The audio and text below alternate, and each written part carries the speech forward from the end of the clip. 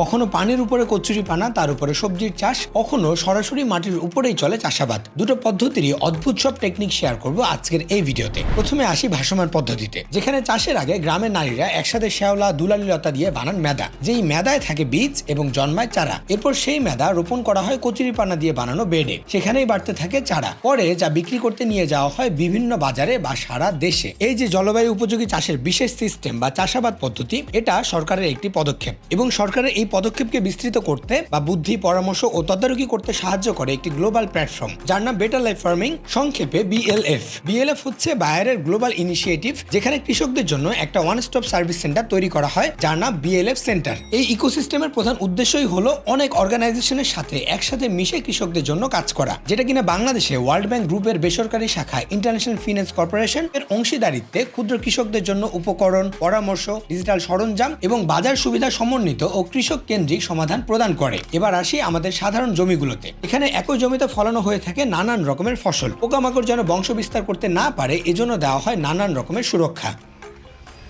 এটা থেকে একটা উদ্ভট গন্ধ বের হয়, আর এটা একটু আঠালো আঠালো। সো পোকামাকড় যখন এই গন্ধটার কারণে এটাতে আসে, তখন ঠাক করে আটকে যায় আর উড়ে যেতে পারে না। যুগের সাথে তাল মিলিয়ে নতুন নতুন পদ্ধতিকে ব্যবহার করা হচ্ছে আধুনিক এই কৃষিতে। এখানে একটা কাকতারুয়া আছে দেখেন, যদিও এসব কাকতারুয়া এখন খুব একটা বেশি দেখাও যায় না। আসলে এমন বুদ্ধি বা টেকনিক জানা থাকলে কচুরিপানা, শ্যাওলা বিক্রি করেও টাকা কামানো যায়, যার ফলে এমন হাজারো তরুণ উদ্যোক্তা বা কর্মসংস্থান তৈরি হচ্ছে চাকরির পেছনে না ছুটে। এমন টেকনিক কিন্তু কৃষকদের কাছে এমনি এমনি আসেনি। BLF এর এক একজন সদস্য মাঠে ঘাটে কৃষকদের সাথে গিয়ে রোদে পুড়ে তাদেরকে বুঝিয়েছেন ডিজিটাল কৃষি নিয়ে, বানিয়েছেন এক একজন দক্ষ কৃষক, তৈরি হয়েছে ইয়াং কিছু উদ্যোক্তা। এবং এসব শিক্ষিত তরুণ উদ্যোক্তারাই দিচ্ছেন এমন কিছু সেন্টার, যেসব সেন্টারে তারা কৃষকদের সাথে বসে পরামর্শ যেমন দিয়ে থাকেন, নিজেরা খেতে গিয়ে দেখেন, তেমনি প্রয়োজনীয় সবকিছুও দিয়ে দেন, যেটা কৃষকরা আলাদা আলাদা জায়গা থেকে পেতেন। অর্থাৎ এই একটা জায়গাতেই ওনারা ফ্রিতে কনসালটেন্সি পাচ্ছেন, প্লাস কৃষকদের যখন যে প্রোডাক্টের প্রয়োজন সেটা এখান থেকে নিয়ে যেতে পারছেন। এর ফলে কৃষকরা পরিত্যক্ত পানিতে ডুবে থাকা জমিতেও করতে পারছেন চাষাবাদ, করতে পারছেন ব্যাপক